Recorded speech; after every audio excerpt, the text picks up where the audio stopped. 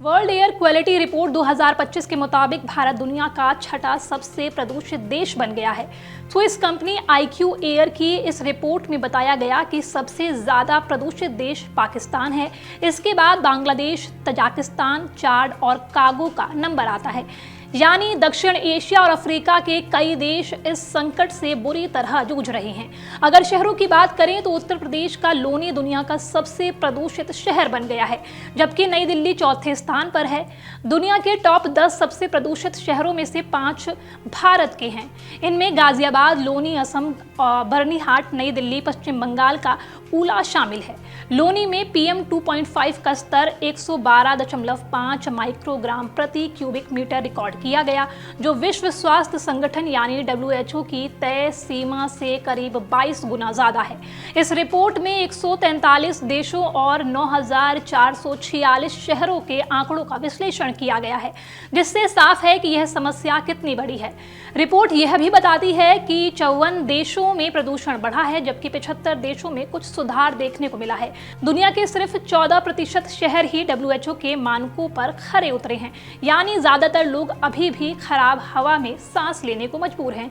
2025 में climate change का असर भी साफ दिखा। जंगलों में लगी आग ने प्रदूषण को और बढ़ा दिया। खासकर यूरोप और कनाडा में भारी मात्रा में धुआं और कार्बन उत्सर्जन हुआ, जिससे ग्लोबल एयर क्वालिटी और खराब हो गई।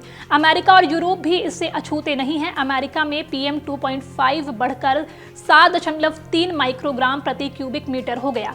एल पासो सबसे प्रदूषित शहर रहा, जबकि सिएटल सबसे साफ शहर बना। वहीं यूरोप के 23 देशों में प्रदूषण बढ़ा और 18 देशों में कमी आई।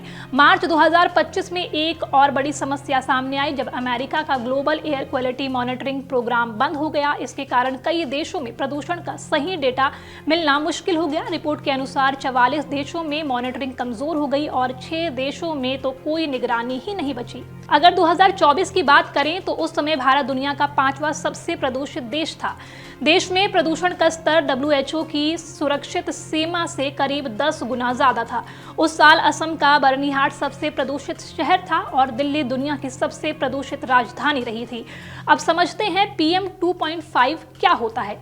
PM 2.5 हवा में मौजूद बहुत छोटे छोटे कण होते हैं, जिनका आकार 2.5 माइक्रोमीटर या उससे भी कम होता है। ये इतने छोटे होते हैं कि आंखों से दिखाई नहीं देते। तुलना करें तो एक इंसान के बाल की मोटाई लगभग 70 माइक्रोमीटर होती है, यानी PM 2.5 उससे करीब 30 गुना छोटा होता है। ये कण गाड़ियों के धुएं, फैक्ट्रियों, कोयला और लकड़ी जलाने, कचरा जलाने और निर्माण कार्य से पैदा होते हैं। सबसे खतरनाक बात यह है कि ये सीधे हमारे फेफड़ों और खून में पहुंच जाते हैं। PM 2.5 के कारण सांस लेने में दिक्कत, फेफड़ों की बीमारी, दिल की समस्या और लंबे समय में कैंसर जैसी गंभीर बीमारियों का खतरा बढ़ जाता है। आपके राज्य की खबरें, आपके शहर की खबरें सबसे पहले जानने के लिए देखते रहें अमर उजाला। चैनल को सब्सक्राइब जरूर कर लें और पाएं हर अपडेट।